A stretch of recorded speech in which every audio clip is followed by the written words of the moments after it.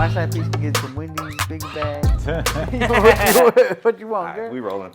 Well, one thing cool though about the richest people are pretty much the most like, I mean, besides the Porsche shit, they don't really like flaunt shit.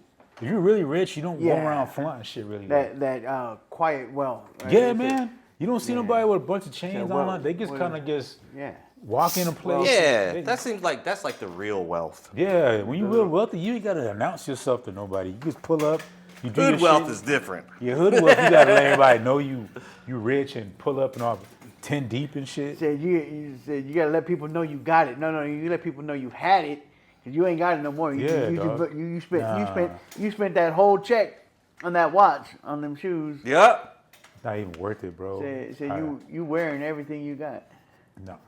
I'm on some Zuckerberg shit. I'm just gonna wear the same jeans and tee the whole time, bro. I did that for a minute, like black t-shirt and jeans every day. That's it, man. It's the comfortable. Yeah. Man. I have like 30 pair of them. Don't get twisted. Yeah. But I'll probably wear the same shit. I won't go around like. Now I know you were talking about like custom fit stuff. I understand that. Oh, I like that. Yeah. I had a couple things like tailor fit. Yeah. That shit's so nice, dude. It ends up being your favorite shit because it's like cut perfectly to you. I could see that for sure. I ain't never had nothing tailored like We got Javi, man. Javi Luna. Javi Luna in the house. What's up, in man? the building. Trying to get you the that shop. shop. What do y'all call this? Is y'all got a name for y'all? Oh, Mash Oats podcast. Mash Oats podcast. Yeah. Oh, we y'all got like the rancho, whatever. You know, people come up with cute little names for their. Dude, every studio single and fucking shit. name was taken. Yeah. Yeah, we were looking for different names for the podcast. Dude, like even weird, obscure shit, just gone. Like Everybody has it. Even like the stigmatism we both have. Yeah. Somebody took that. They just be taking out. Yeah, all dude. that shit. I like it. This feels very like some like on some that 70s show shit. I feel like Nice. I feel like yeah. we're like It's somebody's mostly his basement decor. They right match now. your glasses. Yeah, exactly. Was this part of like The wood shop, paneling? or like you did? This I did the wood paneling. Okay, Yeah, nice. the floors were like this already. It was already. But everything was else this a barber I shop did. before? You did the wood paneling? Barbershop? Yeah, I did the paneling. That's Yeah. cool, man. I didn't know that. Did it myself too. That's fucking That's badass, good, dog. man. I like it. Thanks. I like it. Just man. don't look too close. Nah, bro, that's a good. Yeah, It's good decor though, man. Thank That's you. for sure. Shit. Yeah, man. Yeah, that's why I wanted to look like a lodge. You know, like kind of like a ski lodge or some shit like that. Okay. So that's why I named it that, and I was like, you know what? Let's put some fucking like It has that vibe. to trailer it, bro. park paneling in this bitch. There you go. There you go. I like it, man. Javi, you been on the grind for a while, bro. How long you been in comedy, my guy? This month marks 15 years for me, man. Hell yeah! Wow. Congratulations. I'm gonna give you the And I'm cup celebrating it. I was gonna say, am I yeah. celebrating? Yeah, no, I'm celebrating. Fucking, you know, 15 years is a long time to be at anything. I was talking to Anthony last night, and I said, I go, shit, you know, comedy is the most consistent thing in my life. You know, I started when I was 27 years old. You know, it's outlasted 2 marriages, and well, I'm still on my second one. I ain't outlasted it yet, but it's going to. Nah, I feel you, bro. It's going to, because I ain't stopping, man. That 15 years is like, Yeah. well, why, you know, there ain't no going back. This is who you are. Yeah, exactly. Pretty This is much who it you are. defines This is you. You what know, you 4 or do. 5 years in, you know, you can go be an accountant or some shit and forget you ever did comedy. You know, Nah, there ain't I no feel you. erasing that digital footprint. You know, I feel you. What made you do it though, man? When would you start? it was seriously just like an outlet thing, man. Like I was like the funniest guy in the office type deal, and I had a straight job. I worked for the state, you know, for 8 years, and this dude that I worked with kept like not bugging me, but he kept like telling me like, hey man, you should we do this fundraiser every year. You should come and do some jokes, roast the bosses, and you know, Nice. do some stuff. And I kept kind of like pushing him off, like, no, I don't do that, whatever. And then one year, you know, I was going through some personal stuff. My mom was basically on her deathbed, and I don't know what possessed me just to say yes to him that one year. I was like, yeah, you know what? And then I wanted to practice. I didn't want to go make a fool out of myself, so I started looking up open mics. Realized like I was pretty decent off the jump. Like people were like thought I was lying about this is my second time on stage, you know, that kind of thing. They're like, oh, you're too polished, you know, for that. And then I just always treated it like, you know, oh, this is kind of a cool thing, but whatever happens kind of thing. Yeah. You know, and it just kept going from there. You know, the reputation grew, and before I knew it, you know, I was getting little road gigs here and there. And before I knew it, this big tour came through town, and they needed a host. And then they were like, "Hey, you want to join up with us?" And I won a few statewide contests. And before you know it, I was, you know, a working comic. You know, within about a year and a half of starting, and then linking up with Chingo. I've been on the road with Chingo the last 10 plus years, going on 11 years this year. Oh, dang. Dude. Fuck yeah, dude. You know, so That's it's just, and fostering those relationships and building that reputation is just, even though I'm still relatively unknown, you know, you say Javi Luna, somebody, they don't know who the hell that is, and that's why I've adopted the little nickname Texas' Best Kept Secret, because I hear it all the time, like, oh man, you're from, why ain't I heard of you? You know, I'm sure any comic that's good, a lot of the normal day-to-day comedy consumer thinks like they can name 5 comics. And it's like the biggest comics in the business at any given moment, right? The dude selling out theaters, and you know, everyone can name Ralph Barbosa, everyone can name Sebastian Maniscalco, you know what I'm saying? Because those are the ones in the limelight right now. Yeah. But there's 1,000, 5,000 other fucking funny ass fucking comics they'll never fucking hear of, unless they're comedy fans, right? And so you get that a lot, you know, when you're on the road, especially as a feature act, you know, because they bought the ticket for who they bought the ticket for. They're coming in thinking like, oh, this is gonna be the funny dude, and everyone else is gonna be not as good or whatever. So they're always pleasantly surprised to be like, oh shit, this dude's really fucking funny too. Because any good headliner, like their feature is a headliner too. They just don't have the credits. You know what I'm saying? That's the only difference between a draw and their feature normally, right? Yeah. You know, so they're always pleasantly surprised. So I always get that, like, oh man, you're gonna blow up. You on the cusp. You know, you're next or whatever. And I'm like, hey, I don't know about anything about that. I've been doing this for 15 years. I don't. If I had the answer on how to make that happen, I would. But for now, I'm gonna keep doing what I do. You know? I think nobody really has the answer though. It's just kind of things that happen. Yeah. What are your thoughts about that? Throw on the wall. Just like throw shit on the more wall. See what fucking sticks, right? advertising, marketing shit or something. I think like, it's a little bit of that. Social everything? media. Yeah, I don't know that it's advertising per se. Yeah. I think, I mean, the one thing that I keep hearing the most, and I've seen it myself, where it does pay off, is consistency, right? Especially if we're talking about on the social media aspect of things, right? Yeah. 'Cause that seems to be more than not how you make it right now. How you convert to being able to sell tickets, a meaningful amount of tickets in multiple markets, right? Is you have to have the social media following, not views, right? People think views, like no. It's not one viral video anymore. You need consistent viral videos because people apparently they need to see you like 3 or 5 times before they even think now about following you. You know what I'm saying? Yeah. Wow, that's interesting. So the numbers you got to be putting out. When I released I did a independent special back in 2023, right? And I had a guy.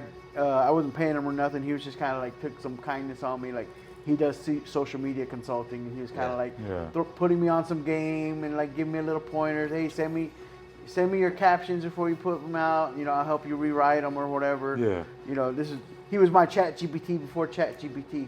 You know, and he was telling me like, hey man, you got to be posting 3 to 5 times a day.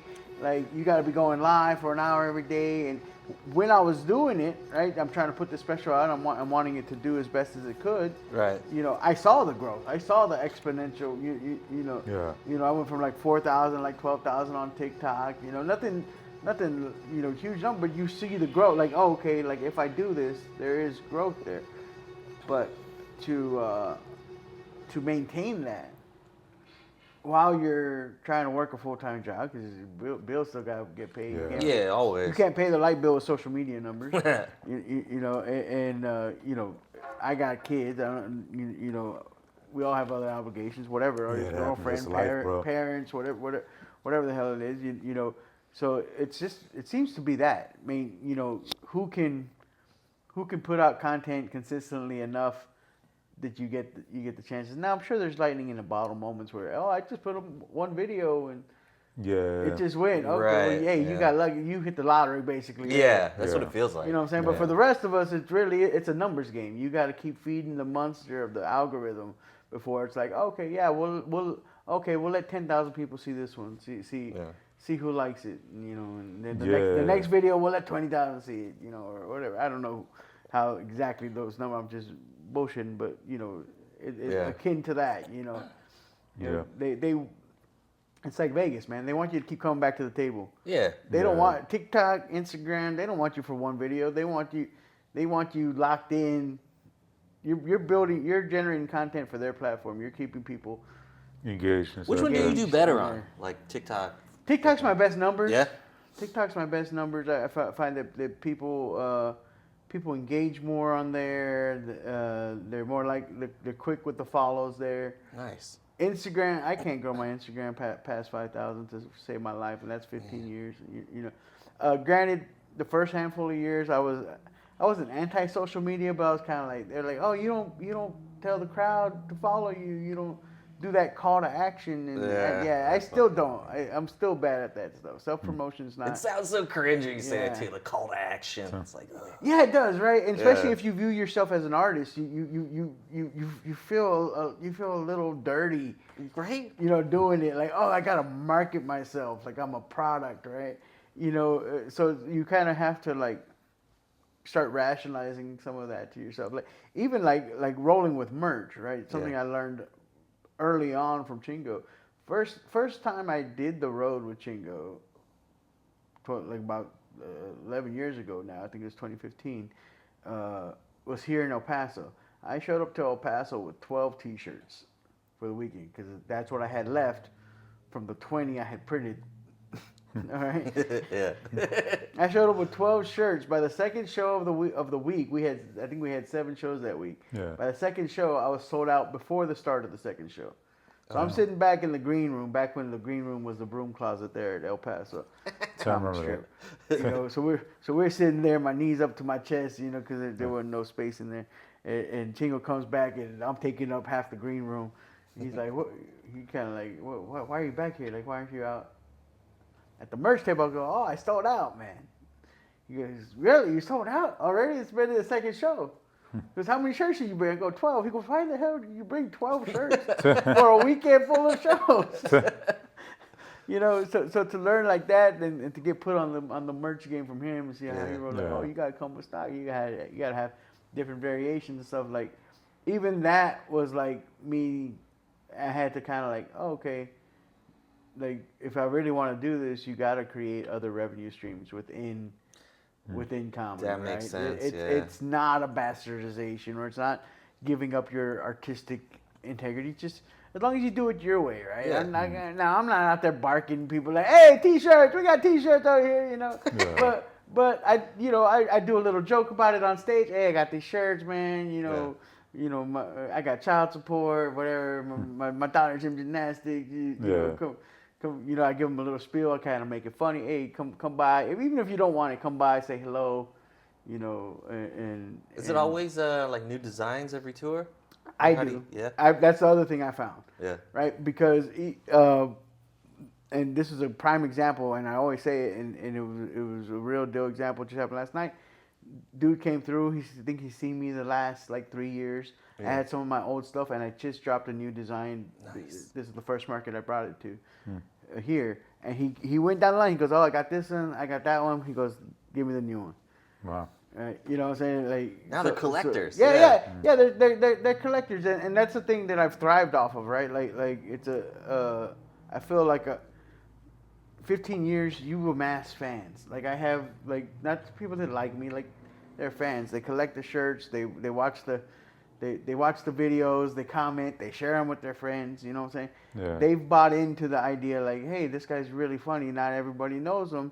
You know, I go to Denver. One of the managers up there is a huge fan. Nice. He tells you know, every time I go up to the Denver Improv, he tells me, I tell everybody when they come through, who's your favorite comic? You see all these comics. I tell them Javi Luna's one of my top 5 favorite comics. And they go, who?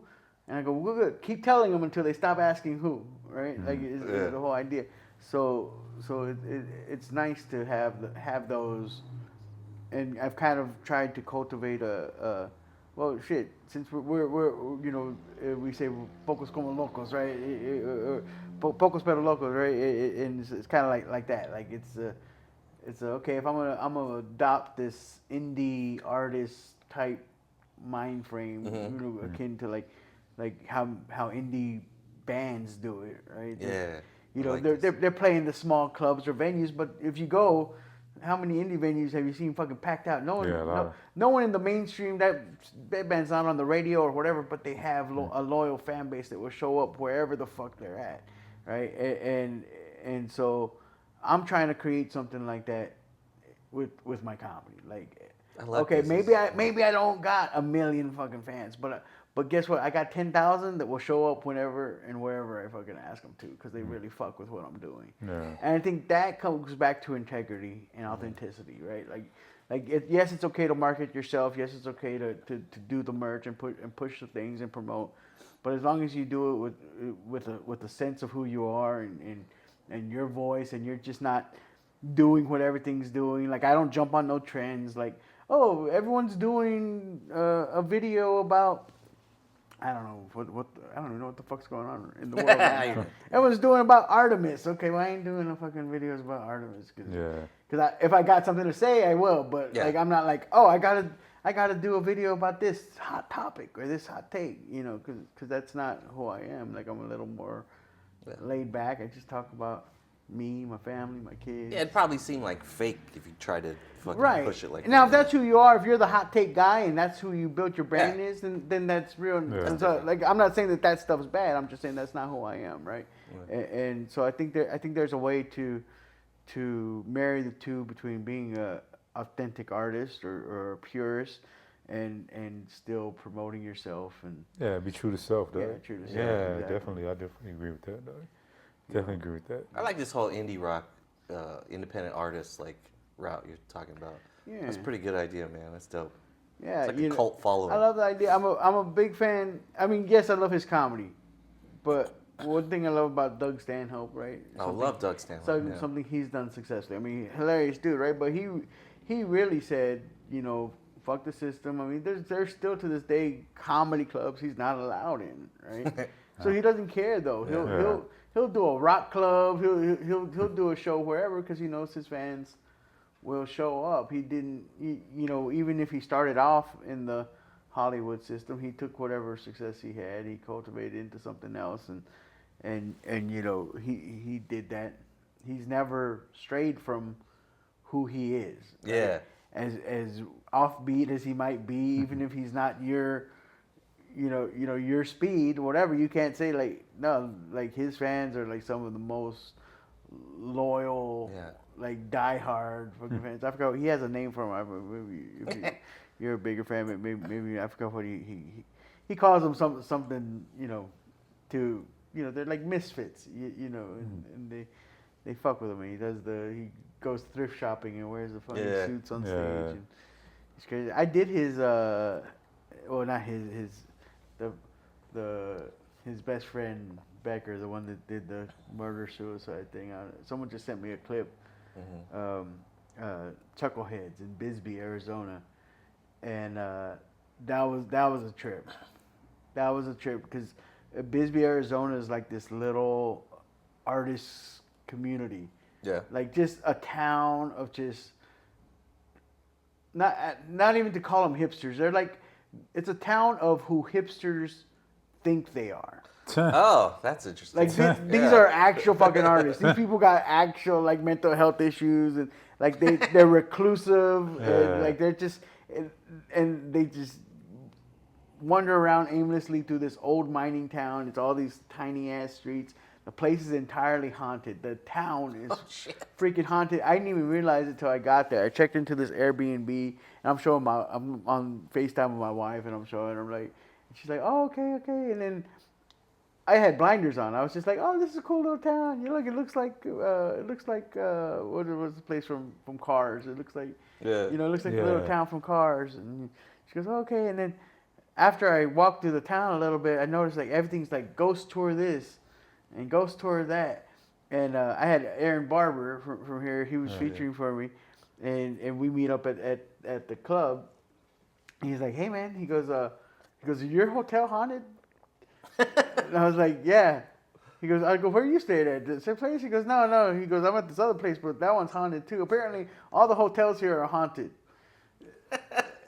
and he goes, this place is like a little ghost town. Like that's their big money maker. They're a ghost tourist town. This was a mining town. The whole It thing. was an old mining town, like I said. So everything there is like you're going uphill. Like it's just these roads. It feels like you're like in Italy or Jamaica or something because you gotta like scoot. If there's a car coming the other way, you gotta scoot over, let that car come by before you can go. I saw. Did something tragic happen there? Why is it so That's what I was fucking saying, haunted? like- Apparently the one that I was staying at, and the name's failing me right now. It was a bed and breakfast, and apparently that was the worst one. It was like, but there was a lot of like random like murder suicides, massacres that happened just all throughout the town. Of course, mining accidents and stuff like that. Did you see anything weird? You know what? So my original plan was I had taken some shrooms with me because I knew I was going to be out here for like 11 days. I was doing New Mexico and Arizona. Right? And I was like, I had a day off in between Bisbee and I had to be in northern Arizona. And I was like, I'm gonna rent me a yurt out in the desert. Yes. And I'm gonna take me some shrooms and I'll have a nice little trip in the desert. Hell yeah. And I was gonna do it there in Bisbee. But when I found out about the ghost tour, I said, fuck that. I'm not doing shrooms in a haunted town, man. I don't want to see I want to see colors. I don't want to see ghosts and specters and stuff. You know what I'm saying? So I said, no. I took me a sleeping pill. I went to bed because I don't want to hear shit. I woke up in the morning and I was like, I'm gonna get out of town. And I ended up talking to the innkeeper there, and he was a cool guy, and he kind of like I was like, hey man, so be real with me here. Like don't give me the like tourist thing, like the ghost shit. Like you live here, obviously. Like how real is that?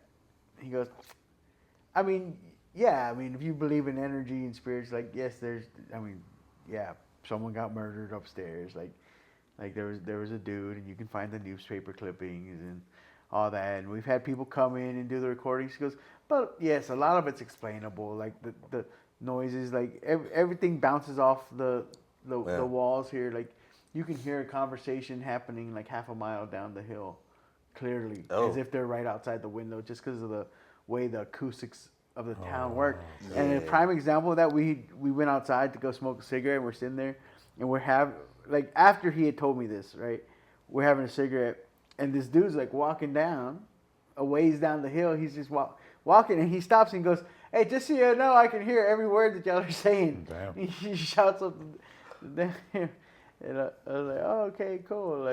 Like so he kind of like took the gloss off of like. Oh, okay. Yeah. Kept the real. Yeah, he's like, but you're not gonna get like possessed here or anything like that. Like, but yeah, of course. Have you ever seen anything like that? Nah.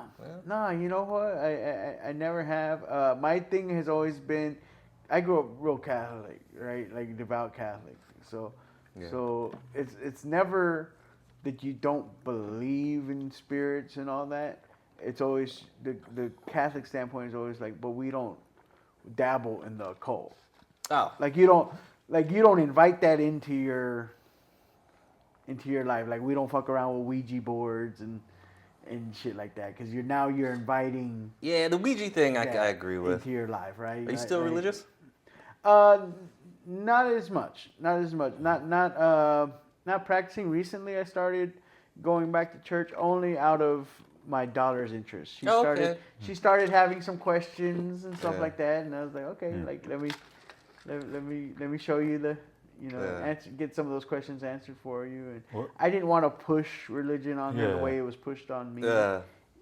But I went to school for theology. That's what my degree's in. Oh. So I'm also of the belief that, well, who better to give her the answers than me? So, seminary school or something? I didn't go to seminary. I was never planned to be clergy. I wanted to be an academic theologian. Oh, okay. So I wanted to write and lecture and teach at the university level is what was the original plan. Yeah. You know.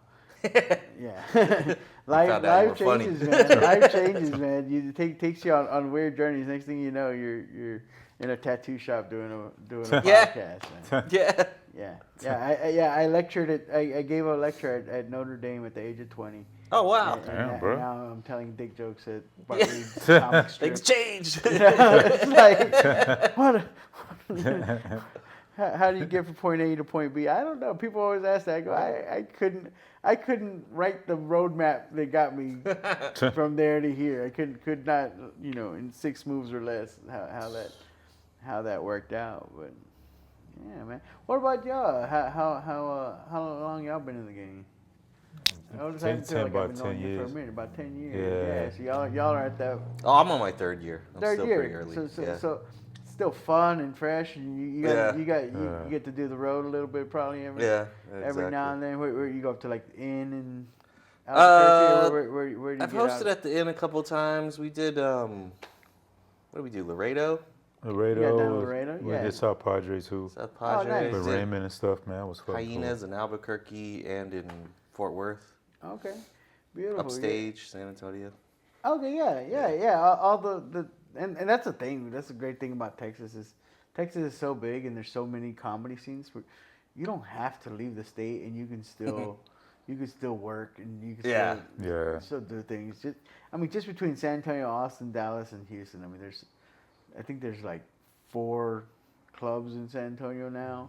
Yeah. With the Riot, maybe, right? What you got LOL, Upstage, the Riot, and there. I feel like there's one more. We're doing the Riot next month. The Blind Tiger's still there doing their thing, and what I'm saying, Woodlawn Theater does comedy. Like you say, for such a town, and then I don't even know how many Houston has now.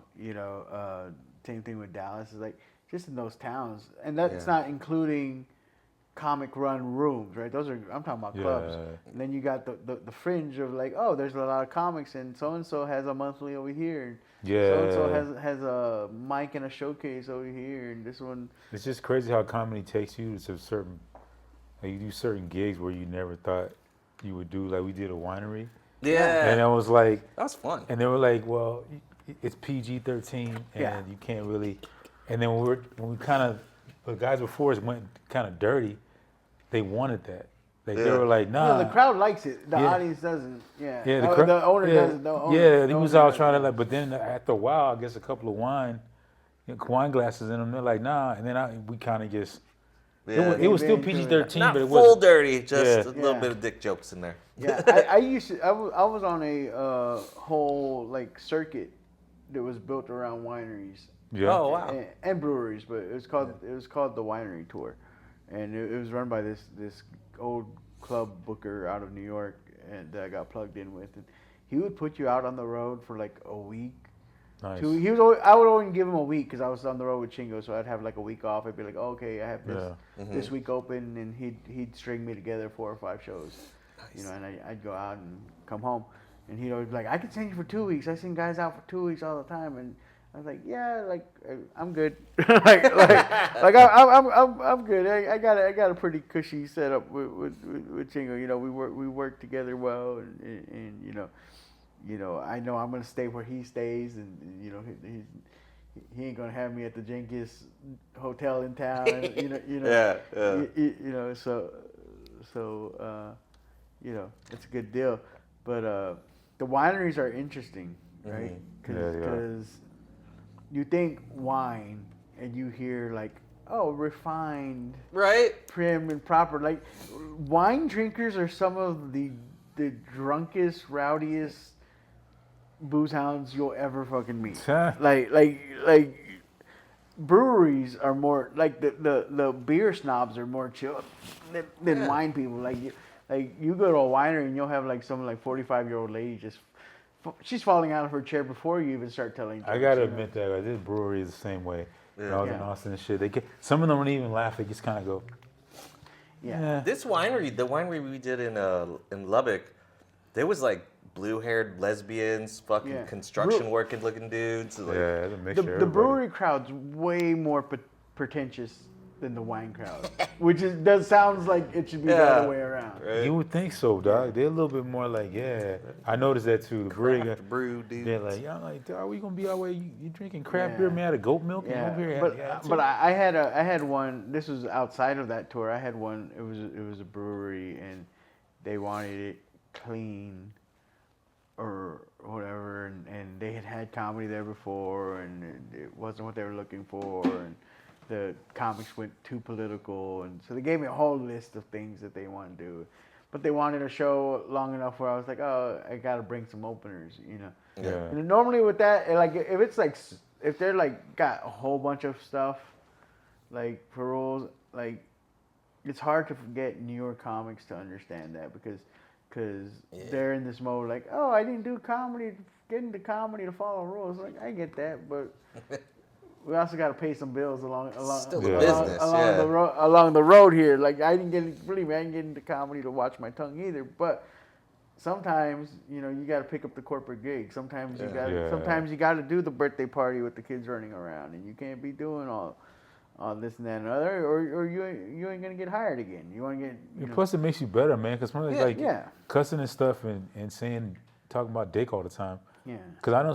This is me being observant because I've been, you're doing clean stuff. When I watch most of the comics, especially male comics talk about dick more than anything else I ever remember. I was like this. I used to sell dick, so I'm like this. You guys are like, even female comics don't talk about dick as much as male comics talk about dick. Yeah. It's like either dick, my dick, your dick. I saw somebody else's dick. Hey, you see that dick over there? I'm like this. The female comics don't even talk about their vagina as much as the guys talk about their dick. Yeah, and that's what female comics are when I try to do my best to work with female comics as much as possible, because when I started off, definitely they weren't getting the looks that they needed to, and if they were, it was usually from some dude trying to take advantage of them. Pretty much, that's how it goes. So I try. I have my little sisters in comedy that I try to look out for where I can. And the chief complaint I always hear from them is I get looked down on because if I do a joke about my pussy or my vagina or whatever, and dude comics, they talk about their dick too. And my argument always to that is, but no one's taking them seriously either. You know what I'm saying? Like yes, I get what you're saying. They're doing it and no one's telling them, but anybody like who has a certain respect for the craft, like if I go and hear that comic and it's okay, fucking throw a dick joke out, that's fine, whatever. If you got to, right? But it shouldn't be every fucking joke, and it shouldn't. Yeah, exactly. It shouldn't be every punchline. If I hear that, I'm like, it instantly where my mind goes is, this guy's still an amateur. Yeah. He doesn't take it seriously. He's not trying to work. I can't take him anywhere that might want a PG-13 show.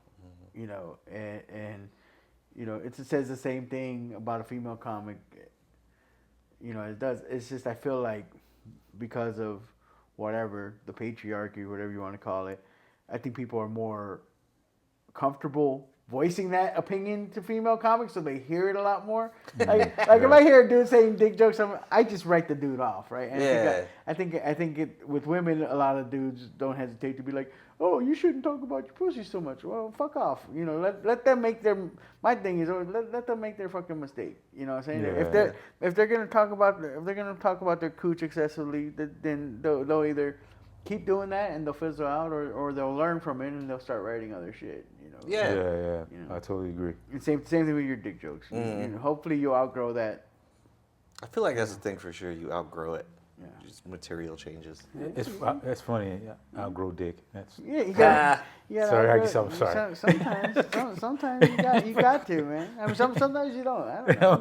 I just noticed that. I watch everything, and I'm at the open mic just listening, and you can tell somebody's starting off and stuff. And then some people I take comedy seriously because I love it that much. You know what I'm saying? So when somebody kind of ask me questions, I don't mind it. I don't give anybody advice unless they ask for it. But you can tell by talking to somebody, just their energy, you're not really about it. If even the time I'm wasting with you, it's just you're not gonna take anything in. You just for you, it's a click thing, and I can hang out and maybe bully people around because I got bullied in high school. so I can be a bully, and then you're not gonna do my room because I don't like you. And the kind of I've seen that shit. And I'm like, you're turning into the motherfucker that bullied you, and you're just going around, and you're not even that funny. You're judging other comics only because you have a room. Yeah. I think that's and you're right there where you've seen the cycle probably repeat itself about three times. I've seen it, bro. Right, and same thing because I was right there with you, and now even more so. Where it was about the 10-year mark where I was just kind of like, man, this shit just keeps going around. And round, it's a consistent cycle, and it's always like then some drama pops off that makes no sense, and then instead of, which I think is hilarious, most comics, and I'll make a bit about this later. Yeah. They don't really confront each other that much. Only the ghetto ass ones. They usually go like this. I have an issue with him. You know what? I'm gonna go on the comedy page and make a 10-minute video. Oh, I don't do no comedy more group. Don't put me in no group chat. Don't put me in no group. Because I used to get shit because they were like, oh, you just sit there and judge. I go, I don't judge. I go, the thing is like being in the scene, like you feel like I've seen this movie already. Yes, man. It's like interesting. watching Independence Day with Will Smith. Yeah, and then you start calling it out, right? And then people don't like that. Like I could tell, like because it's always around springtime. There's always like a new group of like 10 comics that just show. They all decide around the same time that they're gonna try comedy. You guys, it's springtime. They come out in spring, bro. You know, the little spring chickies. You know, and they come out. And I can point it out to you every year. I'll be like, that guy's not gonna be here next month. That guy's not gonna be here in 6 months. That guy's not gonna be here in a year. And those two might actually make a go of it, you know, and start hosting and running. Yeah, you can tell when somebody's genuinely in it. Genuinely. Dude, is it 100%? No, no one goes 5 for 5. You know what I'm saying? Yeah, that makes sense. You get it wrong, but for the most part, just by watching the way someone moves, what the priorities are, you can spot the guy that just wants to get hammered and drunk and whatever. The dude that's like, where's the after party? Whose house are we getting after? That dude's looking for friends, which is fine. Hey, comedy's a great place to make friends. I gotta admit that. And it can be that for you, you know. And then you see the dude that shows up with the notepad, you know, reviewing his notes and trying out new stuff, and you see the adjustment he makes from week to week, and like, okay, this guy, you know, is you listen to the podcast, read the books, and he's putting. And does that guarantee that you can convert it? No, but at least it shows that you have you care enough. You care enough to learn the craft that you're getting yourself into. Yeah. You know? Yeah. Because some of them you could tell like, ain't nothing wrong with it. Like you said, like you could tell like, I'm good at observing people. They don't have too many friends, so that meeting in the open mic, they get this. Hey, what's up, man? People want to say hi to me. Get to say hi to people, and we're all as comics, we're all inviting for the most part. And we're like, hey, what's up, dog? And it's good to have that kind of vibe. Yeah. That's one thing I love about open mics. When you guys, hey, what's up, son? Hey, what's up, dog? Hey, I'm working on this joke, man. Work on this bit. How you think about this? What do you think about this? I'll give you a tag for this. Yeah. Oh yeah, that's cool, man. Da-da-da. That kind of vibe I do love about the comics and stuff. Yeah, and especially you're probably starting to feel some of this too, right? Because you're starting at 3 to 5 years. You're starting to figure out like, okay, how do I take this from?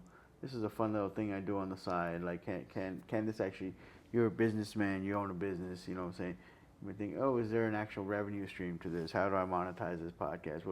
You're starting to think about that. So then, when you see the newer comics, or even the ones that started at the same time as you, probably will annoy you a little bit more. That are still treating this like fun and games, and you're like, no, this is work. Like I'm trying to make something happen with this. And you low key Willie Barcena was the one that pointed out to me. He goes, right around the 5-year mark, he goes, there's you're at a fork in the road.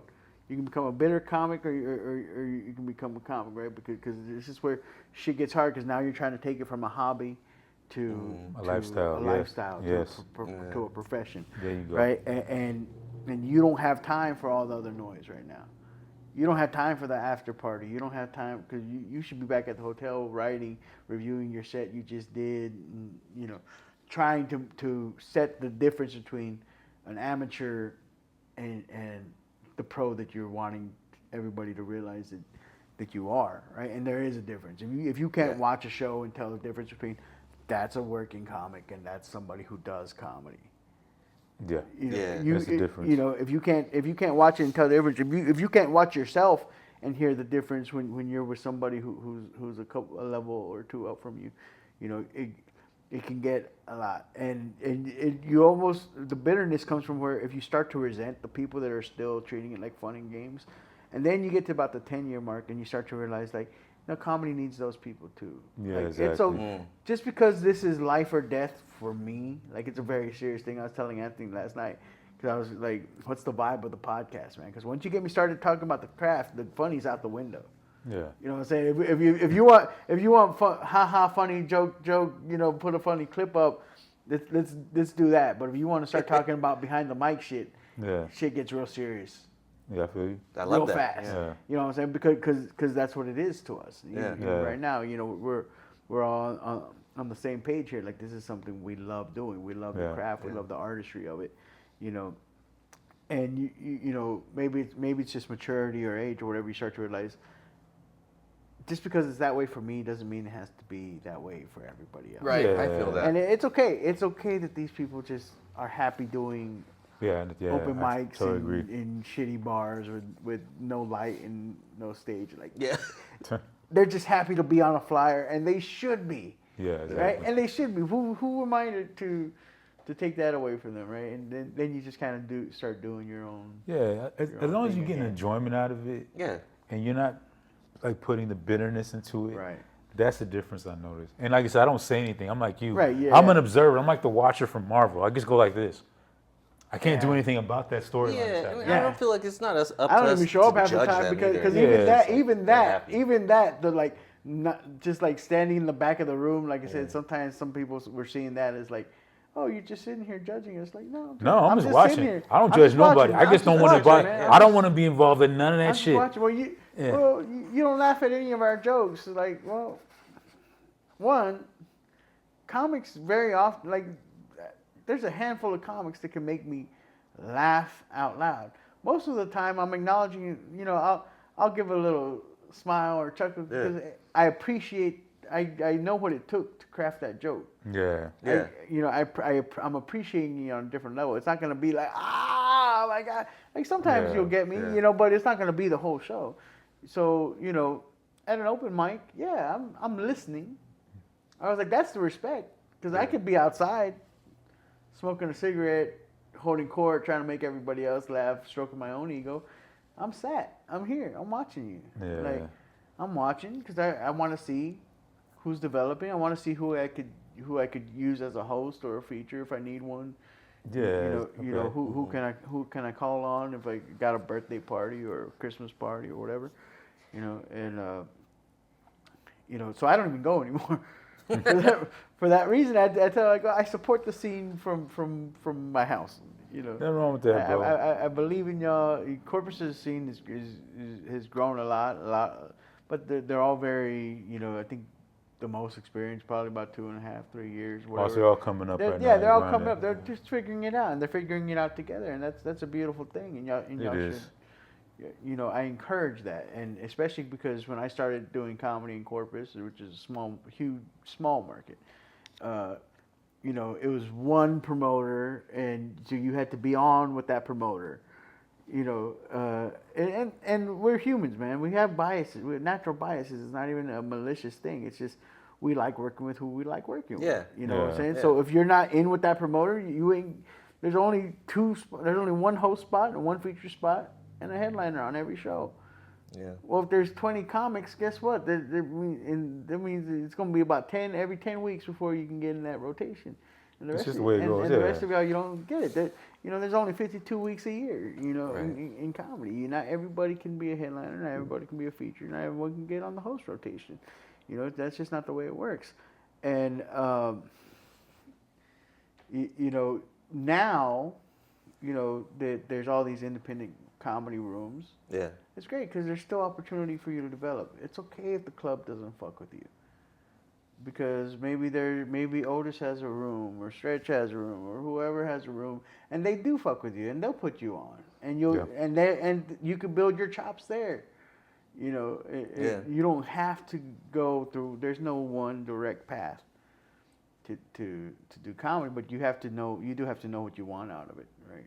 I totally agree, man. Like shit, dude, we're on a fucking restaurant show tonight. Yeah. I love a good Yeah, restaurant hell show, yeah. man. It's just Fucking down. and the Bro Monroe podcast was Yeah. number love for them, man, and putting this on. So it's just getting that stage time, bro.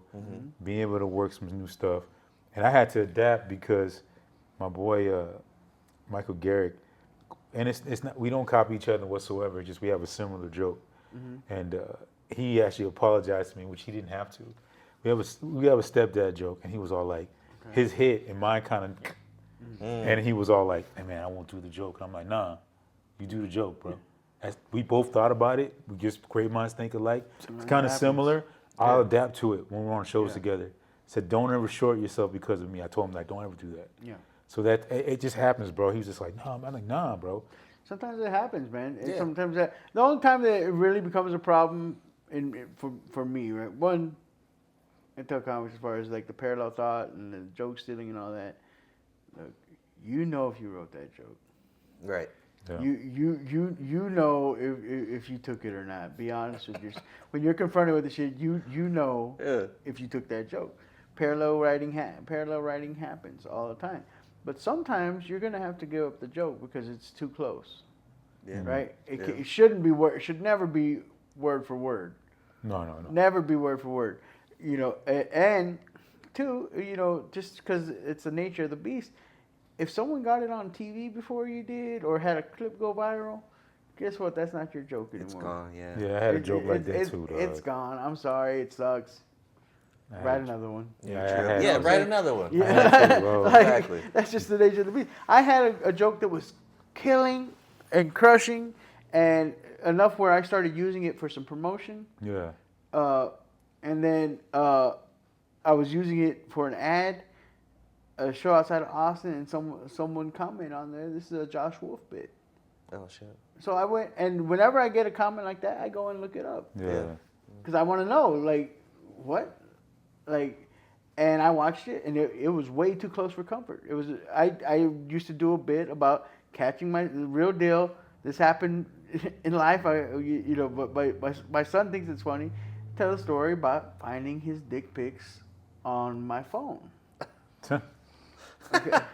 Okay. This is something that happened. This is a real confrontation that happened. I wrote a joke about it, and Josh Wolf has a very similar bit. We took a slightly different angle on it, but it was like the linear of like, I'm scrolling, I'm finding my son's dick on our shared drive on our cloud, right? Yeah. Because this would happen. I'll tell you the actress. So my son, he was using the Oculus. Well, the Oculus is set up on my Facebook account. So any pictures he took with the Oculus got linked to my pictures on my phone. Yeah. So I am in bed one night and I see my I think he was 16, 17 at the time.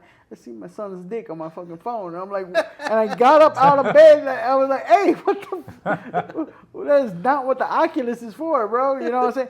But I was like, not even, the Oculus was still new at that time. Like I was like, it's easier if I just say his phone or whatever. And I watched it, and you know what? I took the clip down. I don't do the joke anymore. Why? Because Josh Wolf is, 100 times bigger than comic than I'll ever be. Who's ever gonna believe that? Oh, we just had a similar thought. Like it's okay because I'm a writer. It's okay. I got 100 other jokes that are just as funny, if not funnier. Every joke that you lose or retire, you gotta stop looking at it like losing something. You're just opening you up to fill that with something even better. It's kind of jokes there's several jokes that I started with that I don't use anymore, and then I had I love this joke, but I don't say the N-word too often in my set. Yeah. But I had a joke about. It's okay, I do. I bet you too. I had a joke about naming your dog the N-word. Okay. And you lose the dog, so you have to go find it. So you ask different friends to help you find the dog, and different friends won't say the N-word. That's funny. And your white friend, he won't say nigga, he'll say the N-word. So he'll say, hey N-word, where are you? I can't find you, N-word. Or the Mexican friend will go, nígero. ¿Dónde está nígero? That was my joke. And then somebody used it on the Snoop Dogg special. I forgot his name, man, but he used it. He said, what if you name your dog nigga? you try to help you find the dog. And I was like, There you go. I was like this. Well, I was like this. That's the end of that shit. That was done. But mine was different because I had different ethnic groups helping me find the dog. So it was cool and shit. And then like I had a joke where I went to this actually happened where I went to my friend's house and he was my black friend and he called his mom a nigga. So I was like, what the fuck? And I never heard nobody do that. And his mom called him a nigga too. He's like, what's up, nigga? What's up? What you want for breakfast, nigga? I'm like this. Damn. You call your mom nigga? He's like, yeah, man. What you want for breakfast, nigga? And then the dog came out, he called him nigga. Then he went to the goldfish. He's like, what's up on the water, nigga? I was like this. How many niggas is in this house? How many niggas is here? That was a joke. And then I had to scrap it all. That was my joke, bruh. That's funny. I can still kind of use the other shit, but I can't use the N-word and the dog thing. The underwater one's funny. And sometimes, right, like, it's okay, like, there's a difference between a shared joke and a shared premise, right? Yeah. Because within the premise, like, you can take it a lot of different places. I'll use this example, and I've never talked about this, but it's something I recognize right away. So Dave Chappelle, when Dave Chappelle did the joke about the family, right? And that was their name. That was their family name, right? Yeah. And Oh, yeah. I love those. Yeah. And when I saw that though, I had seen that before, that premise. Yeah. Done before, and it was from Japan. My friend that was like into like anime and stuff had shown it to me back when I was in college, and it was and haven't looked it up since. I'm sure it's got to be online somewhere. It's called Tokyo Breakfast, and it's this family of Asians named the Niga family. And so they're walking around the whole morning. What's up, my niggas? And doing this whole bit, and I'm like, that's the same premise: a family with a name that sounds like the slur, and they're just funny. Saying it over and over again. Did Dave Chappelle see Tokyo Breakfast and steal that? No, probably not. But he did it in a different way. He did it like a 50. This was like a Asian daughter, crying about a DMW. Oh, my poor little nigga. And he did it like a 50s sitcom. Yeah, you know what I'm saying? Yeah. Same premise, but they did something different with it. You can have the same premise and give it a different treatment. That's not the same thing as we both do that joke. No. No, I see what you're saying. We both have a joke about the same topic, but we built what we built with it was different. You know what I'm saying? I could dump a box of Legos here. You know what I'm saying? And I build a spaceship, and you do a car, and we all working with the same Legos. But we all built different. Yeah, it's that type. Yeah. In Korean, nega means me. Really? Yeah. Really? Like nega heso. That means I did it. Like nega. Yeah, I'll remember that if I ever go over there. I'll be like, what'd you call me? I'm talking about nigga. I'm talking about myself. It's me. I'm talking about me. Fucking stupid. I was gonna ask you guys. I think we already touched on this before because we did the podcast. I want to ask you, who is your comedic goat? The one that got you started. You know, we all see a comedian and go, all right, this is the guy. I saw his bit and got me into comedy. Man, that's a tough one because now you're talking about 15 years ago. Because my goat when I started probably wouldn't be my goat now. Yeah.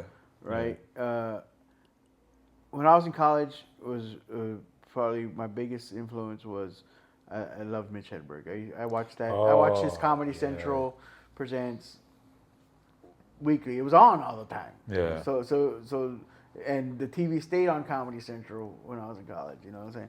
So he was probably like I love the joke writing. I love the intelligence. I love the wordplay. Everything. I even loved his delivery, even though it's never something that I've ever cared to emulate at all. Just his essence, I loved.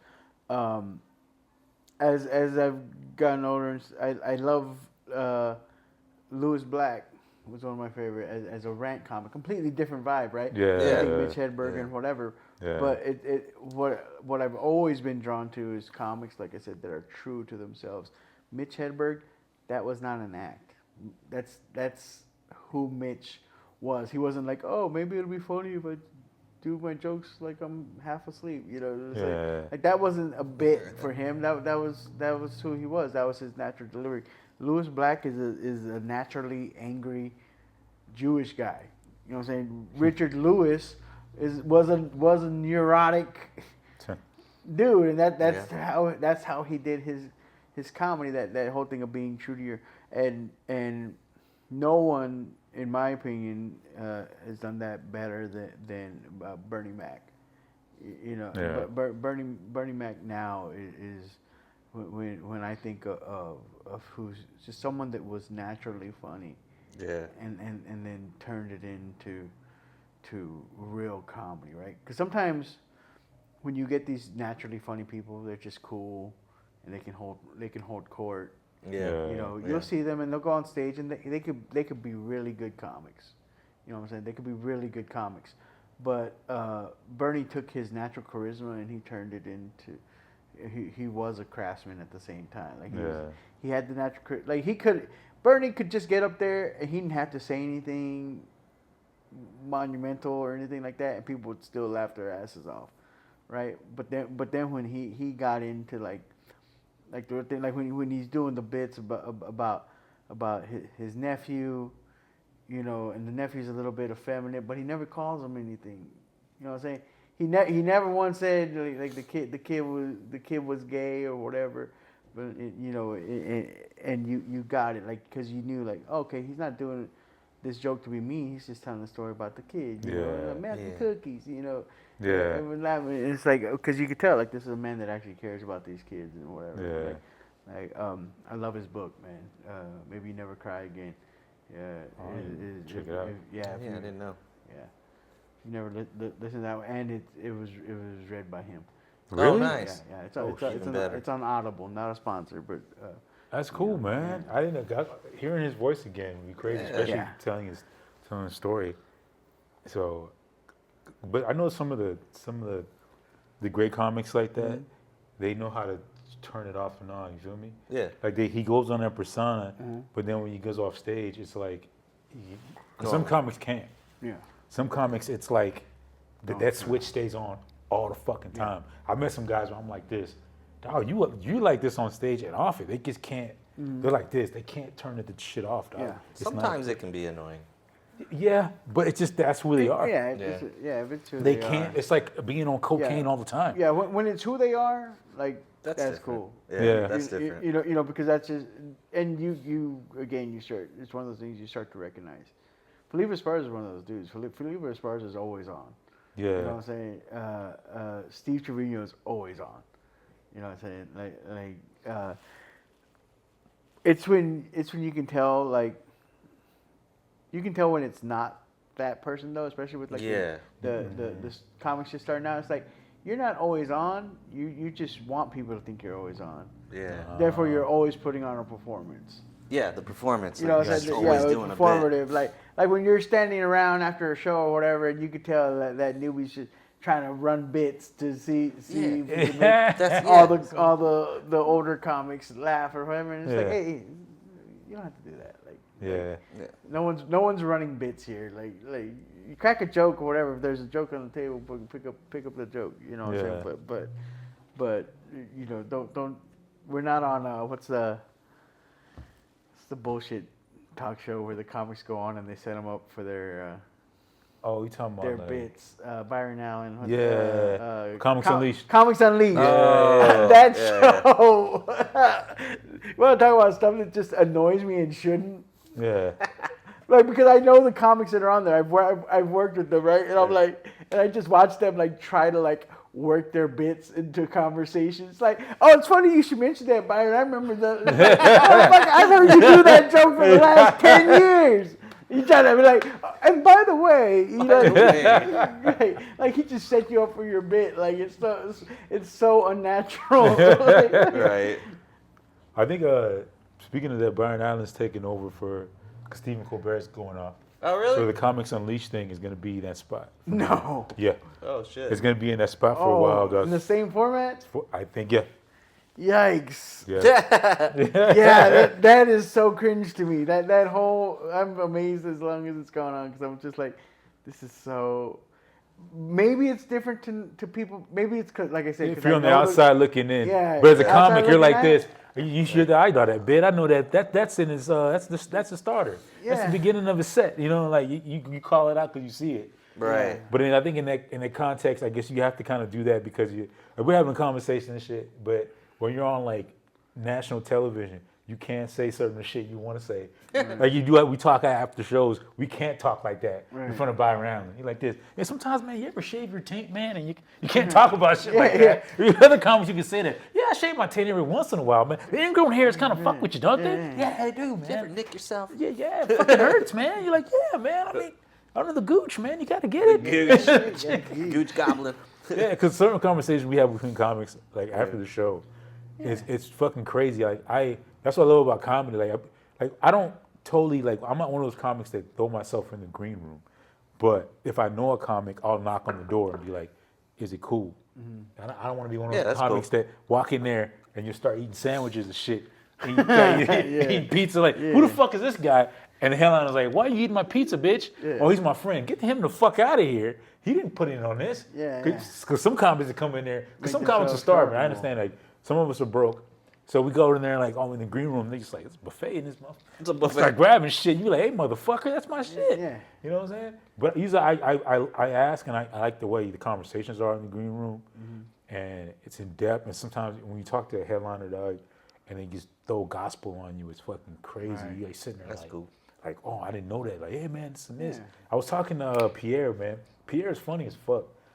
Pierre was all like, the way he said it, he's like, yeah, we're talking about the politics of shit and the economy and shit. He's like, well, no matter what president's in office, I'm good. I don't know about you. I set my account and my funds to set up for whatever track is going to happen. You, on the other hand, you got to worry about some shit. I'm like, this. I guess I do. He's like, I mean, you do. You're a struggling comic, right? Like, yeah, I can see, I can tell. I can see I'm like, okay, I guess I got it wrong. I couldn't argue with him. I was like this. You should be scared of what's going on in the next 4 years. I mean, the economy goes to shit. You're going to be in trouble. I'm like this. I guess I am. Like, yeah, keep writing jokes, man. You keep writing. keep writing jokes. I'm like, fuck Write your way out. But that shit, those conversations are the ones that make me like, I get like, I say it like I get a weird high off of comedy, just watching it, talking about it, and just like it keeps me moving. Without that shit, bro, I think I probably go insane. Dog. I think we're all kind of the same. I fucking lose it. Like I had to work a double shift. I only got like 3 hours of sleep, and I still had to go on do a show, and that woke me up. Like I was so happy about that. I wasn't even mad. Everybody else would be like, "We're tired." You'd be like cranky. I'm like, "Nah, dog. I get to go on stage after all this shit." Yeah. That's what makes everything. Yeah, I get to it. That perspective of like, it's not, oh, I have to go do this show. It's never that. Yeah. Oh, I get to. You get to do You it. know, At the end of the day of going through all this I gotta shit. go do a show. Yeah, man, because life kind of comes at you like, and it's weird. Like for comics, I think we have to combine the two, but at times you separate it. You feel me? You have to do it, man. It's been my almost every day for a while now. Yeah. Yeah, there's just like no downtime. It's just been like tattooing all day, then like maybe squeeze the gym in for like an hour, then go directly to a mic or a show. Yeah. And then repeat. But I don't know. I love it. I was used to it. Yeah, man. You just sort of get used to it. I have to say, and the only thing that's scary about everything now, and I don't know if you guys saw this, they have you know how they have those robots now that get to do shit and pick up shit. You seen them in like I think in Japan and stuff, where they made a robot comic, and this dude. Oh, yeah. You saw that shit? Yeah. He went on stage with a mic, and I guess the other dude was saying the jokes out of the fucking robot's mouth, or either the robot had AI and was telling jokes, bro, and everybody was loving it, dog. That's the scary part. It was a robot, and everybody was fucking loving it, bro. They love the novelty of it. Yeah, that's what I think. You know what I'm saying? Like they love the novelty of it, and people will go see it out of curiosity. Yeah. And they'll even laugh because if the jokes are follow a certain structure. There's a science to this as well as there is an art. Yeah. Right. Because we've been trained, the brain recognizes a joke. That's what That's why, you know, when you tell people like, "Oh, I was just joking," no, you weren't, because we can tell by voice inflection, we can tell by just the rhythm with which you Yeah. delivered it, if someone was joking or not. So if you just tell it in the rhythm of a joke, the brain's already programmed to like, oh, this is the part I'm supposed to laugh at. Yeah. Case in point, I had a calculus teacher back in high school, and he was a brilliant mathematician, but he was also dabbled in psychology, and stats and all that. And he used to tell this joke. He would open up a lot of the semesters like that. And he goes, there's these two penguins, and they live together, and they're in the bathroom one day, and he goes, one penguin's in the shower taking a shower, and the other one's, you know, shaving his little penguin beard and brushing his little penguin beak, and the other one's taking a shower, and he's there, and he's scrubbing up his penguin fins, and he got a little penguin shampoo going on, and the penguin in the shower turns off the water, and he says to the penguin brushing his teeth, "Hey, can you hand me that towel over there?" And the penguin over the sink turns to the penguin in the shower, and he goes, "What do I look like, a typewriter?"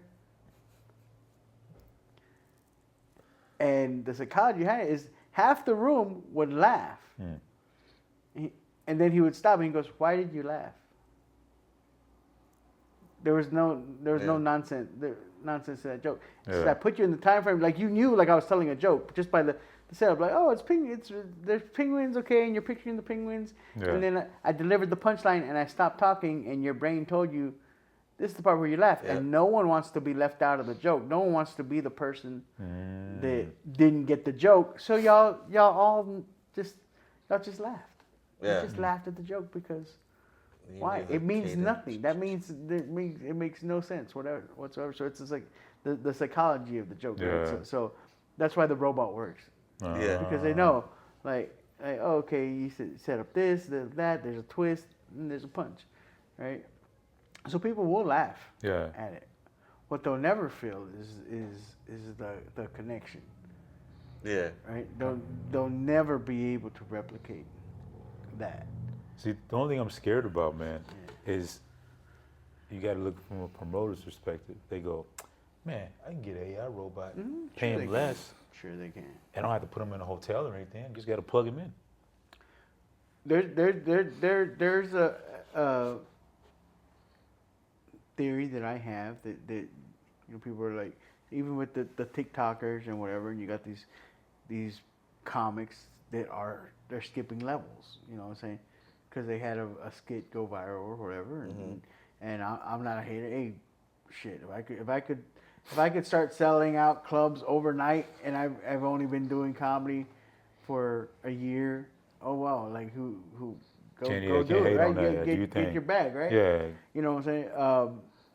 But there's a lack of skill there, you know, and it's evident. So and people start talking about, oh, this is a sign that comedy is dying or it's devolving or whatever. It's not that. It's that, listen, there might be robot comics. You know, just like there might be AI music. Yeah. Right? In AI movies and all this. But we are still human beings, our biological nature, we still hunger for human connection, right? Now, while we might not be the mainstream anymore, right? What if we just the artistry comics, the ones that are true blue to the craft, we just become like jazz musicians, right? You don't hear jazz on the fucking radio anymore, but there are still people making a living creating, writing, performing jazz music. Why? Because even though it's not the genre of the moment, there's still people that seek it out and go out of their way to support it, to go to jazz clubs and go. So hey, maybe fucking the Chuckle Hut does have a fucking AI robot, but there's gonna still be people that say, I don't want that. Where can I go see Otis Six at? Where can I go see Javi Luna? Because they do jokes. They talk to me. They can relate to me on a human level. They're not telling you know, when they tell a story, it's because they lived it, not because they processed Yeah. data and decided that this would be relatable. Right. Yeah, That but makes sense. that's the thing that scares me also. But I know exactly what you're saying. But that like that sea dance thing, where it's like Which one? it's a sea dance. It's an AI coming out of China. Yeah. Where they take movie clips and shit. They had like Keanu Reeves in the Matrix fighting like Cell from Dragon Ball Z. Oh, yeah, And yeah. Yeah, I that's saw cool. that shit, and it looked real as fuck. Yeah. So they just but thing is now that AI, like you know how they can copy people's voices. So you can just put AI. They have all your clips of everything you've done online, everything you said. Right. They can take Javi Luna's aura and just plug you in there like you're in a club doing a bit, and they can say tell jokes like Javi Luna would say it. Yeah. And then it's in your voice, and they're doing it. I saw one clip yesterday of this comic, and he had AI like turn his voice, and he was speaking Arabic. And it did his like same intonations and like the way his voice sounds. Wow. That shit was hilarious. Yeah. That's the scary part. And speaking of other languages, I heard these two comics talk about how they're catching some, not all, some comics from overseas.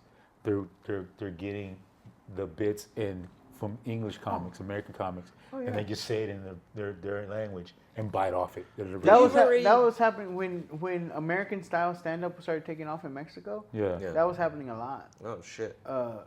Because comedy in Mexico, as I understood it, prior to about maybe 15 years ago, Yeah.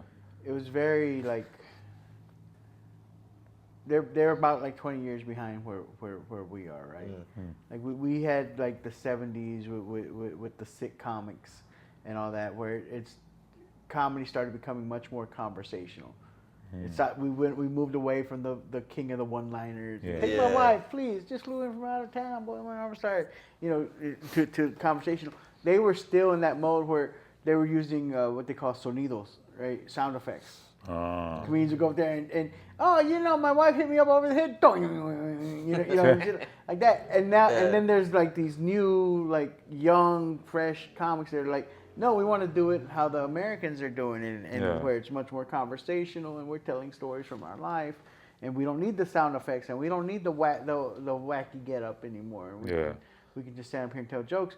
But then some of them started to just translate American jokes because, you know, in Spanish. So that's gonna be a problem. Yeah, But like yeah. anything else, you know, while theft of artistry is never a good thing, right? But you know, you're always gonna start off emulating, just like we were talking about. Who's your GOAT, right? Like and usually what people were asking about, because you get it all the time on the radio. Who's your biggest influence? They want to know, like, who are you trying to sound like? Well, who you're trying to sound like should have a very short lifespan, right? Because if you're doing the artistry and the craft, soon, like, you should get to a point, probably about 3 years in, where you're like, I don't want to sound like that person. I don't want to sound like anybody but me. It was fine for the first year or two, because I'm just trying to figure this out. Yeah, maybe I am trying to sound like Bernie Mac. Maybe I am, you know, trying to sound like Felipe Esparza. Why? Because what he does works, right? But after a while, it's like, well, I don't want to just be a interpretation of what they do. I want to be me, you know. So even if they're doing that, hopefully it's more because they're trying to figure out how to do stand up the way we do it here. Yeah. I hope that's the case. Yeah. You know, I feel like if you do the work, your voice will eventually come out. It'll start sounding like you. or maybe it is a you know, just devolving, because, you know, you hear the stories of back in the day, you know, where comics were those one-liner guys. They were doing each other's acts. This guy does the act on the East Coast. This guy does the act on the West Coast. You know, and it was okay because they weren't playing in the same clubs and rooms anyway. Like, you know, I know a guy that he's, you know, old school cat, you know, been doing comedy over 50 years, something like that, you know, and the school that he comes from, he has a library of joke books, and he has no problem taking jokes from those joke books and putting them in his act. It's not his whole act. His whole act's not from a joke book, but but now we're like, we wouldn't think about like doing a street joke Yeah. Exactly. in our act. Why? Because you didn't write that. It wasn't yours, right? So they looked at originality a lot different. Like, oh, it's still a funny joke, like, and it worked, Yeah. and it works. That was their standard back then. So maybe it is devolving back into that. Like, oh well, you know, yeah, it's the same joke, but I do it different or whatever. Yeah. I see what you're saying. Yeah, man. have we? We're an hour 15. Oh, okay, yeah. So sorry if I took over. No, y'all's- you good, homie. You y'all's don't even time. worry Y'all about it, edit bro. this down, or what do y'all do? We keep it pretty much natural, man. Natural? Depending on if let's just say like you say, hey man, can you take that out? Oh yeah. That kind of thing. We just kind of go, all right, well, out of I respect. stopped doing that. Yeah, it'll be I, like, yeah, it helped that I stopped smoking on podcasts. Like, oh, you used to smoke? Yeah. Oh. I used to smoke just constantly. So I would have to be like, hey man, what the thing I said about about so and so, don't put that in there, man. I shouldn't have said that. Usually it was me trying to crack a joke and be like, I need to put someone's business out there. But you know how Like it I is said, sometimes, a little like too much. if they take that one clip and they don't say Yeah. what you said before that, it makes it seem like you. That too. Yeah, that too. So you like, nah, bro, like, nah, I know what you said. Like, nah, man, if you saw it before that, Yeah. I was praising you and then I joked around on you, for slipping in that in that pile of semen. Yeah. And then that's when little shit like that, So it's crazy, man. But I see what you're saying though, man. Even to go back to the like eventually like it's comedy if it does evolve into that AI stuff. Like how people are buying vinyl. Yeah, no, exactly. Yeah, It it's came to kinda- that. There's always gonna be a market for it, man. You just the people will seek out. Like I say, we may not be the mainstream. We might not be the money makers, but Yeah. Because right now they said the sales of vinyl have gone up like by almost 50-something%. physical media going up. As what we're seeing is like now that all the streaming services are starting to charge you more. People starting to buy DVDs again. Yeah. People like what I'm saying, like people will only tolerate so much. Yeah. Plus you don't of own that. anything, Yeah. bro. Yeah, you don't own nothing. When they're starting to realize like, I don't own anything. Yeah. So if Spotify goes down, all them Netflix has to go down. What are you don't gonna have watch? anything. Yeah, I still buy DVDs from time to time. Yeah, I still have my whole collection. I haven't threw it away. I collect vinyl. I don't have cassettes. I know some people have started doing cassettes again. Yeah. Yeah. I wish I had some. My boy had like this 19-year-old kid had a Walkman with the orange phones. Okay. And the little wire, the The old Sony? school shit. Yeah, So- Metal Sony? Jam. Yeah, and I was looking Yeah. at him like, dude, he's like, what? You're 19, how do you know? He's like, nah, I like this, man. I like it. And yeah. he bought all these old Because records. it's real. You can hold it. Like I Yeah. said, people want that connection. You know what I'm saying?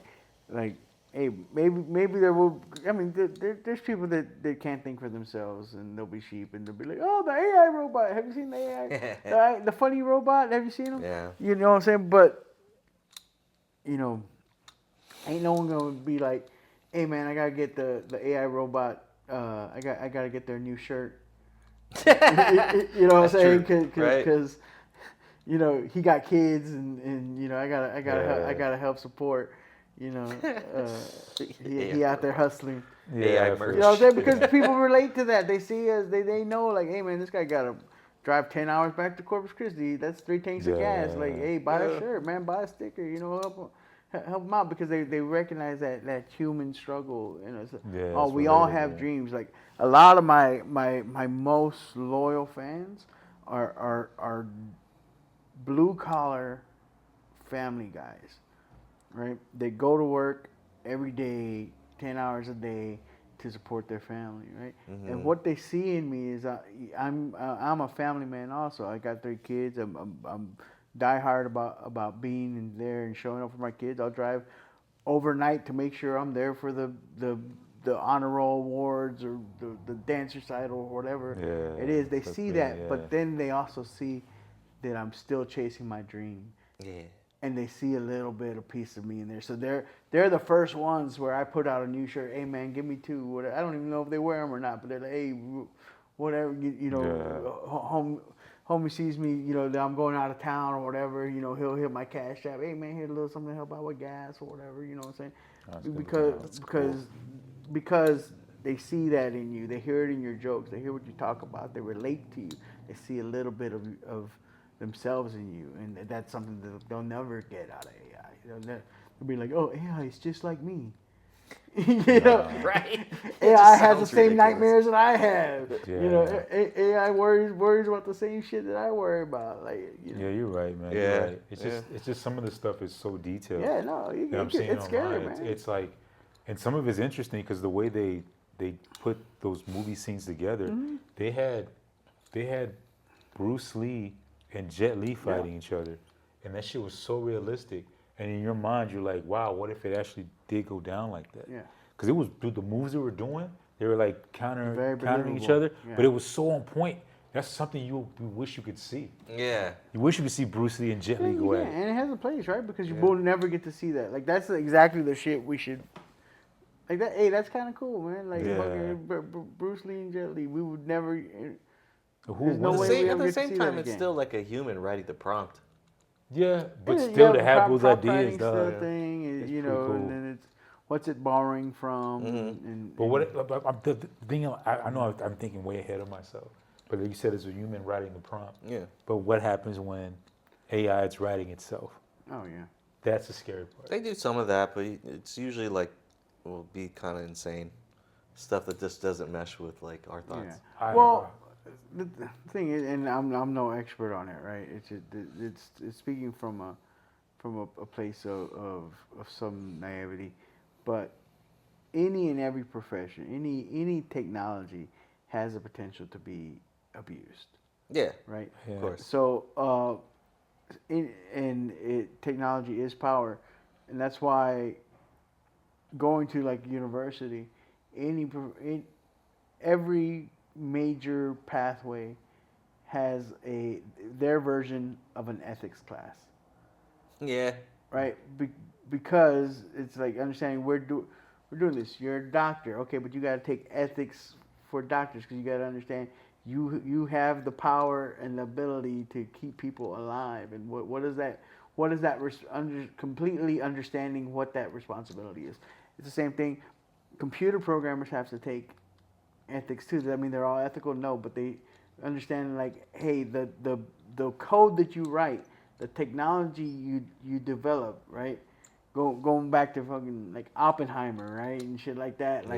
Like, you thought you were just like, oh, wouldn't it be cool if we could split an atom, like now, and to now like, oh, but the shit that I created can wipe out the world, and in the wrong hands, right? So that's why, you know, things like AI, like if they're following the ethiks, right, they're supposed to have kill switches and fail safes that don't allow it to overstep its prime directive and all this. Yeah. But most of us, we don't know that, right? Because we watch the science fiction movies. Yeah. And the science fiction movies, while they are based in science, right, there's also a fiction part, and they're going to sensationalize it. The sci-fi is supposed to make you feel uneasy and question, like, should we be doing this? Is this technology good or bad?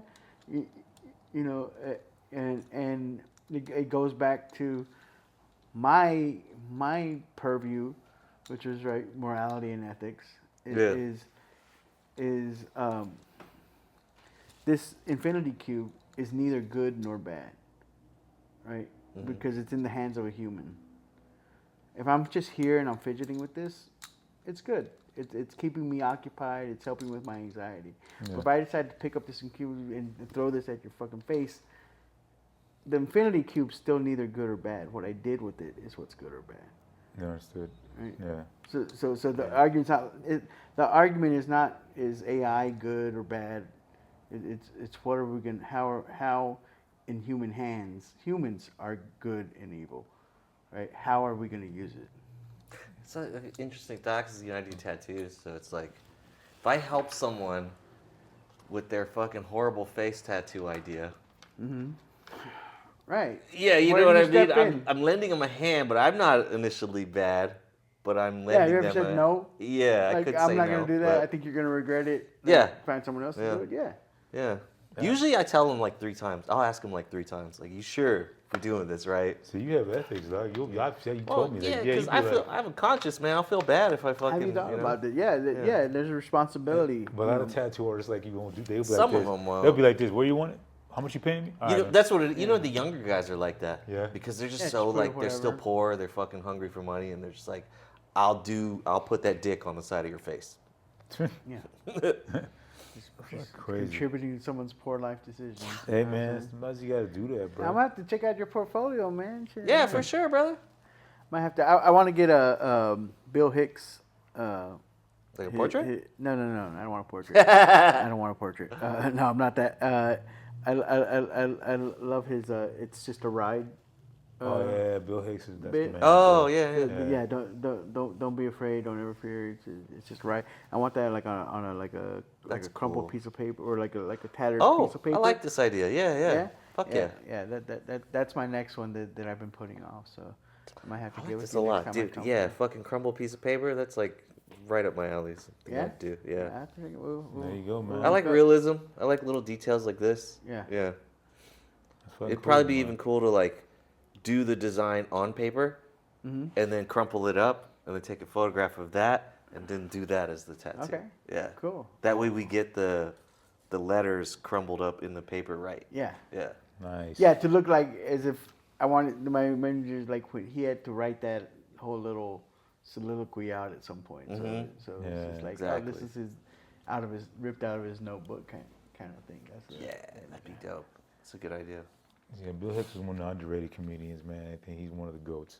Yeah, definitely, and just from on a personal level, you know, dealing with anxiety and stuff, it's Yeah. become like a little mantra. Hey, it's just a ride, man. Yeah. You know? It's just a ride, man. And a lot of comedy clubs have it, you know, posters and stuff like that, and it's a famous thing. But I was like, oh, this is my little take on it, and something I can look at and like, Mhm.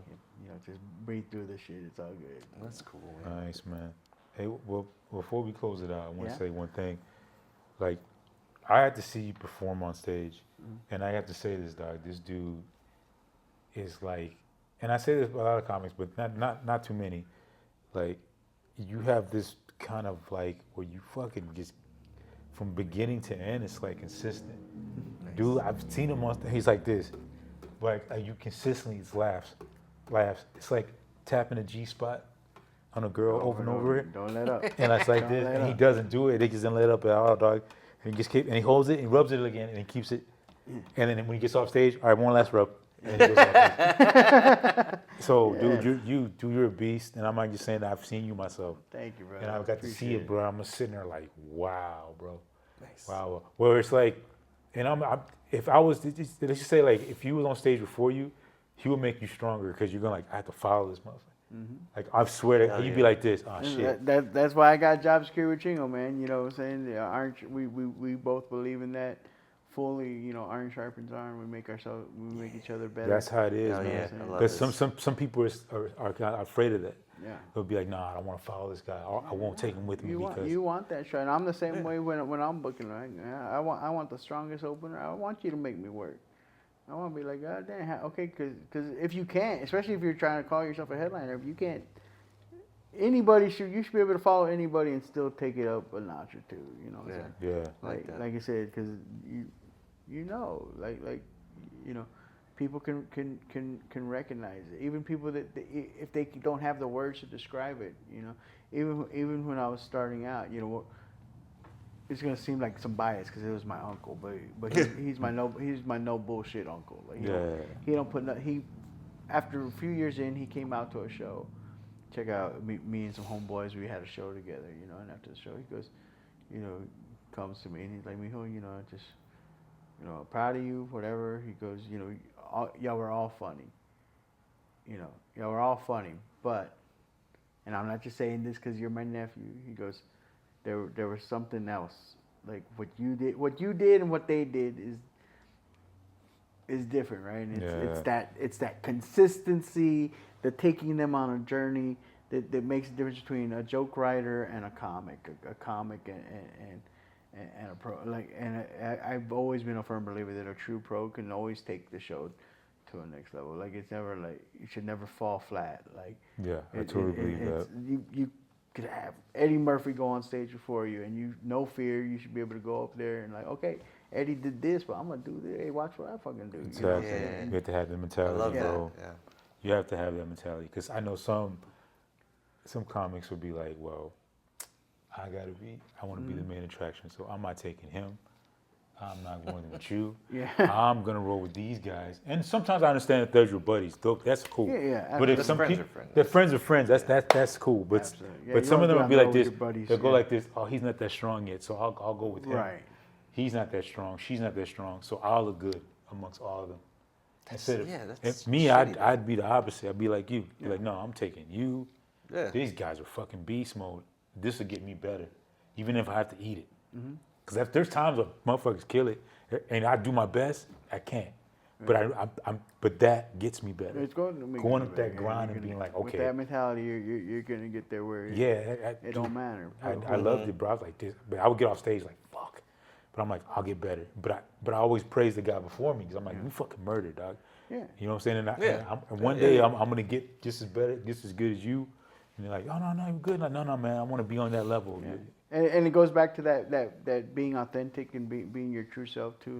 Like you know, and I came up, you know, there's a lot of heavy hitters down in South Texas. You know, y'all worked with Raymond Horta and Mario Salazar. beast. And when I was starting out, John Stringer was heavy in South Texas. He was out in Austin, but he was always felt like, damn, you live here, bro. Like he just you just love Mexican people that much, man. Like he was just always in South Texas, man. And so me and him started off around the same time. We were always on the lineups together, man. And I remember one time I was doing Ponchi's show down in Laredo, the George Washington bit, and Ponchi come to me. He you know, at that time Stringer, you know, he'd come out and all the single ladies, all the things. He'd do the whole dancing. And he's doing backflips and Dude has rhythm like a motherfucker. Yeah, he does, you know, just high energy, just show, and he's dancing, he's throwing himself on the stage and doing all sorts of stuff. He goes, hey man, I hate to do it to you, but you have to follow Stringer tonight. And it wasn't an actor. I was like, I don't give a fuck, man. Yeah. Let Stringer do what Stringer does. I'm gonna go and do what I do, man. You know, I can't. I would be a mistake for me to try to match his energy. Yeah. I can't do it physically, or that's not who I am, right? I'm a little more laid back. So what I do? I walked out to 5 seconds of silence. I'm like, told the DJ, I go, you can turn the music off because the dancing portion of the show is over, motherfucker. I ain't doing none of that shit. Like, I'm going to stand here and tell these jokes for the next 15 minutes. So, Beautiful. Being true to yourself. Hey, true to yourself. And then from that, okay, hey, now, and you just let the audience know, like, hey, okay, that was this guy, this is this guy. Yeah, You two know different what I'm styles. saying? Yeah, dog. Plus, I mean, nobody does the worm better. Yeah, you know, could you imagine? Yeah, I can't do that. what he does. Imagine if I went out there and I can't do that shit, bro. I hurt my back. I'll be on the floor. I like, this is the set, and I would lay on the stage, and the next comic, just have him step over me. Yeah. I'll just lay there like this. Hey, man, get that. Look. I couldn't do half the shit. You're right. You can't just be yourself, man. And everything else works out itself, I think. And believe in the material that you wrote. You know, that whole commit bro. to the bit. Like, hey, this stuff works. It works on Monday. It works on Tuesday. It works in Austin. It works in Dallas. It's just you might have to make some tweaks here and there, but funny's funny. If you believe that joke is funny, you can make it funny to damn near anywhere. Doesn't matter if you're at a winery tour with a bunch of drunk white ladies, or if you're in Laredo, Texas, with a bunch of rowdy ass Mexicans, or Facts. Right? Yeah. black Fucking room, white facts, room, That cruise ship. It doesn't matter. Yeah, I don't look at any room as color except the ones I see on the wall. Right. I don't go. I used to be like that. Yeah. I used to, oh man, it's all white people. What should I do? It's all black people. What should I do? Because I remember when I was a white room, I would talk about taxes and shit. I did my taxes. Yeah. How about you, Bill? Yeah. Yeah. Everybody? Yeah. Yeah. you They're like this. yeah. What the fuck? So I'm like, you don't do shit. Like, just come in there and be yourself. And I think every crowd would be like, all right, they respect that. Yeah. Oh, you being yourself. That's it. Yeah. Yeah, you do that shit, you good, bro. Well, I know you're here till I think it's your last day, huh? No. It's my last day, man. I'm hitting the road tonight because I got my screening before. for Right. We'll plug that your short film, dog. Short Talk film. about that real quick, man. So I just speaking about AI taking shit over. I picked the prime time to get into filmmaking, man. Nice. So I just did my third short film in a year. I started last March. Yeah. We do a 7-day film festival in Corpus where you have 7 days to write, excellent. shoot, and Hell edit yeah. a film. And last year was the first year they did a cell phone project where you could use your cell phone completely to do it. So I was like, hey, I got a cell phone. I never did it because I didn't have no camera equipment. Like, Yeah. I got a cell phone. Like, let me do one. So I did one. We ended up winning 4 awards Yes. that Nice. night. And then we did the second. We did the summer one, the one where everyone brings out all the stops and brings the film crew. And I partnered up with an editor and all this. So this is my third one. I did this one back on the cell phone because it's a cell phone challenge again. Tried to level up, on the editing and make it look better, and brought in additional sound equipment and all that. It's all about I'm trying to hone the craft right now. Yeah. Same thing with Okay. comedy, Yeah, right? yeah. You got baby steps and stuff Yeah, like that. yeah. But they've been doing really well. We're entering the last one is getting entered into a couple of film festivals around the state. That I've been approached by the people running them, like, hey, you should submit. Like it's good. What's the story it's good about? enough. So this new one. Yeah. This new one is called Cinco de Mayo. It's a it's I like to say I used the horror template, but it's not a horror movie. at Okay. all. Yeah. Okay. I love the idea of it's not what it seems. So to give you a little background, the first film I did was called Cascaronin. Okay, and what it was an Easter movie. They got the treatment of being a kung fu film, and it was about a guy that kung fu fights with cascarones. That was the premise of it. So this one is the idea of just a fish out of water. You have a white woman marrying in or dating into a Hispanic family. They're having a carne asada for Cinco de Mayo, the mundane. Right? I love the mundane and making it funny, right? They're having a carne asada, but she is like all into like horror movies and true crime podcasts, so she's paranoid about everything. So every little tradition and thing that she sees becomes like this horror scene for her. And she's just running around, like everyone's just chilling, and like it's just a typical night Yeah. for all the Mexicans. But to her, everything looks like this barbaric ritual. What the fuck kind of weird shit is going on? Why is there a goat here? Like kind of situation. And so I shot it like a horror movie. I had her screaming her head off like all night long. It's kind of the jokes kind of revolve around that premise I like of that. someone not understanding.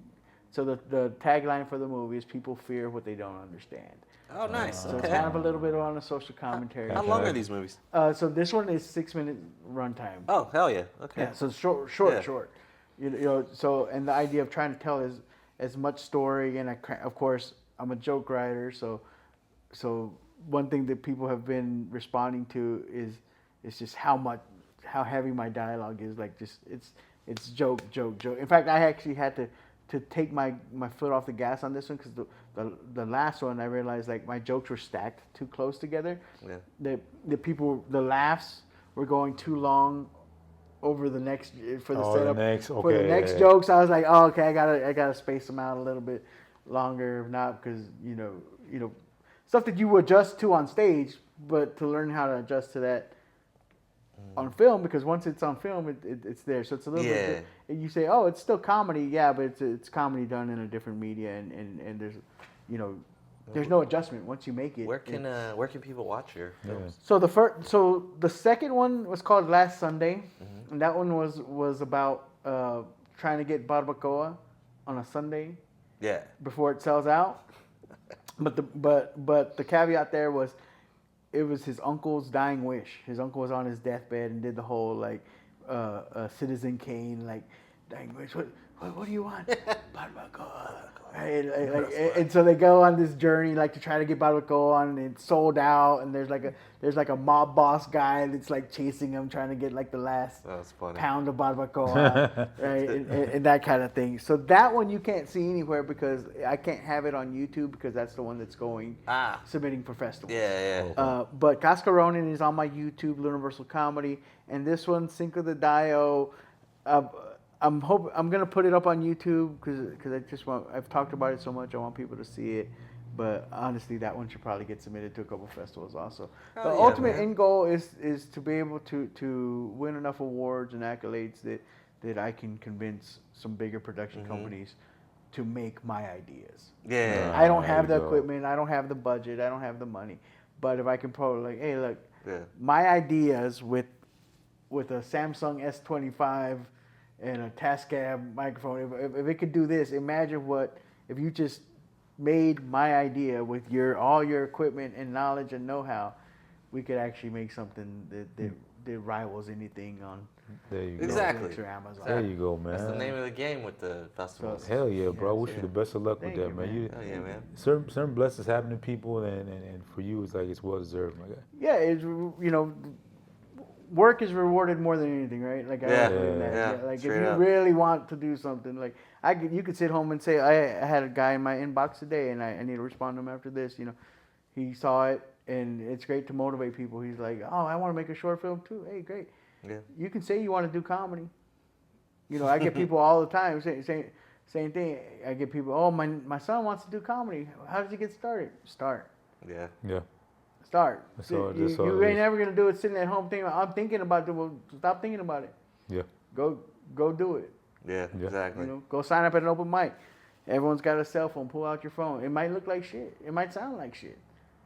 But you're gonna learn. Yeah, you're gonna learn more than sitting there and thinking about it. That's true, man. Everything you do, you gotta bomb first. Yeah. That's how you get better at it. You gotta start somewhere. Yeah, that's the only way you filming's go. the same way. Yeah, man. And dude, like I remember when I first met Javi, man, you've always been a real one, man. Like kind of what you see is what you get with him. And he was very inviting. Like I was talking to him, and he was just like real cool. And I was asking him all these questions about comedy and everything, and he was just giving me knowledge. But he never was like standoffish or walked around with an ego, even though he was a beast on stage. Never walks around like that, bro. You're the genuine article, dog. I just want to say that. Do you act in your films too? I do. So but I take the approach that I like guys like Harold Ramis or like Kevin Smith. That I never will make myself the main character. Yeah. I always write myself the smallest part possible. I might give myself a couple good lines or whatever, but I like the idea of being able to someone pointing out and saying, oh, you see that guy that was just that guy that just said that one little thing? Yeah, that's the guy. Actually, that's the guy that made it, and he's the guy that wrote it and put it together. Right? Like I love shit like that. I like it and I love pointing it out. Every time I'm watching Friday with somebody new, I'm like, hey, you see the guy right there that was like, man, I ain't even mop over there yet. That's the guy that directed the movie. Like you know what I'm saying? Pointing out shit like that. Kind of like John Singleton and Baby Boy. Yeah. When he was selling the DVDs and shit, he pulls up and he's like, and Tyrese and them all like, and then he walks off. Yeah. And like that's a direct. Yeah, it's perfect. I like that shit. Yeah, I like stuff like that. So I put myself in them, but sparingly. Fuck yeah. This one's probably the one that I've been in the most. Nice. All right, Denzel. Yeah. All right, man. Wrap it up, dog. All right. Brother. Dude, it was a Plug pleasure. anything else? Thank y'all so much for having me, man. Fuck yeah, dude. Thanks for being on, man. Yeah. You just plug your social media, dog? Oh, your social media. Yeah, I see. I forget to do that, Pat. Javi Luna Comedy on everything: TikTok, Instagram, JAVI, and then my YouTube's the only one that's different. But if you plug in Javi Luna, it'll come up. But it's Universal Comedy. Universal. That's cool. Is my branding. Yeah. Very nice. Bad, man. Bad. All right, man. Dude. Oh. Old man noises. We're at 1 hour and 43 minutes. Jesus, I'm so sorry. No, we